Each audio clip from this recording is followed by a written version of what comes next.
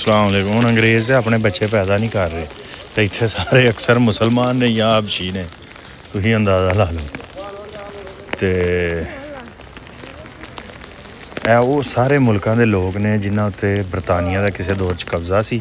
ਹੁਣ ਸਾਰੇ ਗੁਲਾਮ ਜਿਹੜੇ ਨੇ ਇਹਨਾਂ ਸਕੂਲਾਂ 'ਚ ਆਏ ਨੇ ਤੇ ਅੰਗਰੇਜ਼ ਪਰੇਸ਼ਾਨ ਨੇ ਕਿ ਸਾਡੇ ਬੱਚੇ ਅੰਗਰੇਜ਼ ਜਿਹੜੇ ਨੇ ਉਹ ਕਹਿ ਰਹੇ ਨੇ ਇਹ ਕਬਜ਼ਾ ਕਰ ਚੱਲੇ ਨੇ, ਇਹਨਾਂ ਨੂੰ ਕੱਢੋ। ਤੇ ਜਿਹੜੇ ਉੱਥੇ ਬੈਠੇ ਨੇ ਉਹਨਾਂ ਮੁਲਕਾਂ 'ਚੋਂ ਆਉਂਦੇ ਨੇ ਸਾਨੂੰ ਕਿਸੇ ਤਰ੍ਹਾਂ ਪਾਕਿਸਤਾਨ 'ਚੋਂ ਕੱਢੋ। ਅੰਗਰੇਜ਼ ਆਉਂਦੇ ਨੇ ਇਹਨਾਂ ਨੂੰ ਇੰਗਲੈਂਡ ਔਰ ਅਮਰੀਕਾ 'ਚੋਂ ਔਰ ਯੂਰਪ 'ਚੋਂ ਕੱਢੋ।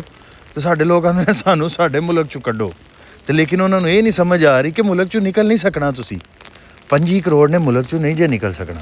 ਇੱਕੋ ਹੀ ਤਰੀਕਾ 25 ਕਰੋੜ ਨੂੰ ਤਰੱਕੀ ਕਰਾਉਣ ਦਾ, ਉਹਨਾਂ ਨੂੰ ਉਹਨਾਂ ਦੀ ਜ਼ੁਬਾਨ 'ਚ ਪੜ੍ਹਾਓ ਤਾਂ ਕਿ ਉਹਨਾਂ ਦੇ 30-35 ਸਾਲ ਜ਼ਾਇਆ ਨਾ ਹੋਣ।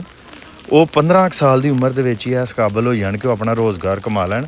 ਉਹਨਾਂ ਦੇ ਕਿਸਾਨਾਂ ਨੂੰ ਜਦੀਦ ਤਰੀਕੇ ਸਿਖਾਓ, ਉਹਨਾਂ ਦੇ ਨੌਜਵਾਨਾਂ ਨੂੰ ਉਹ ਜਿਹੜੀਆਂ ਕਿਸਾਨ ਜਿਹੜੀ ਪੈਦਾਵਾਰ ਕਰਨ। ਤੁਹਾਡੇ ਕੋਲ ਜ਼ਮੀਨ ਹੈ, ਉਹ ਜਿਹੜੀ ਪੈਦਾਵਾਰ ਹੋਏਗੀ ਉਹਨੂੰ ਚੀਜ਼ਾਂ ਬਣਾ ਕੇ ਵੇਚੋ ਤਾਂ ਕਿ ਤੁਸੀਂ ਆਪਣੇ ਮੁਲਕ ਦੇ ਵਿੱਚ 15-16 ਸਾਲ ਦੇ ਬੱਚਿਆਂ ਨੂੰ ਜਿੰਜ ਜਰਮਨੀ 3 ਸਾਲ ਦੇ ਡਿਪਲੋਮੇ ਕਰਾਉਂਦਾ ਹੈ ਜਰਮਨ ਜ਼ੁਬਾਨ 'ਚ।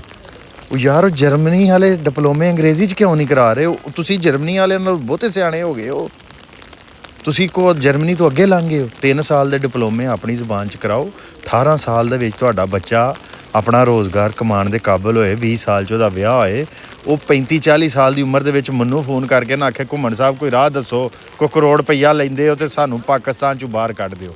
ਉਹ ਭਾਈ ਜਿੰਨੀ ਦੇਰ ਆਪਣੀ ਜ਼ੁਬਾਨ 'ਚ ਨਹੀਂ ਪੜ੍ਹਾਓਗੇ, ਇਹ ਗੱਲ ਨਹੀਂ ਸਮਝੋਗੇ, ਇਹ ਮੁਲਕਾਂ 'ਚ ਤੁਹਾਡਾ ਰਾਹ ਬੰਦ ਹੋਣ ਵਾਲਾ ਹੈ, ਬਹੁਤ ਜਲਦੀ ਬੰਦ ਹੋਏਗਾ।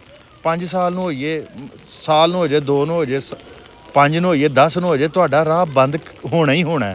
ਇੱਕੋ ਰਾਹ ਹੈ ਆਪਣੀ ਜ਼ੁਬਾਨ 'ਚ ਆਪਣੇ ਮੁਲਕਾਂ ਨੂੰ ਆਪਣੇ ਬੱਚਿਆਂ ਨੂੰ ਪੜ੍ਹਾਓ ਤਾਂ ਕਿ ਸਾਡੇ ਮੁਲਕ ਤਰੱਕੀ ਕਰ ਜਾਣ।